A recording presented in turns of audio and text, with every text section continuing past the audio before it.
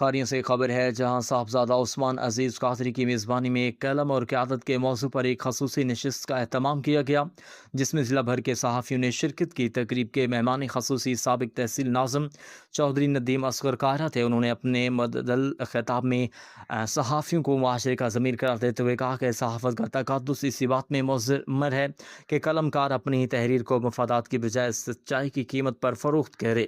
انہوں نے صحافیوں کے استقلال کے موجودہ دور کی سب سے بڑی طاقت قرار دیا اور ان کی قربانی کو معاشرتی ترقی کے لیے ناگزیر قرار دیتے ہوئے خراج تحسین پیش کیا۔ میزبان محفل صاحبزادہ عثمان عزیز قادری نے شرکا کو خیر مقدم کرتے ہوئے کہا کہ قیادت اور قلم کا چولی دامن کا ساتھ ہے۔ اگر قیادت کے پاس قلم کی بصیرت نہ ہو تو معاشرہ اندھیروں میں بھٹک جاتا ہے، اور اگر قلم کے پاس قیادت کا حوصلہ نہ ہو تو سچ بولنے سے قاصر رہتا ہے۔ تقریب کے اختتام پر کھاریاں، گلیانہ، سرائے عالمگیر، لالہ موسی اور دولت نگر کے پریس کلب کے صحافیوں نے اپنی صحافی ذمہ داریوں کو دیانت اور جرات کے ساتھ جاری رکھنے اور سچائی کی شمع کو ہر حال میں روشن کرنے کے عزم کا اعادہ کیا۔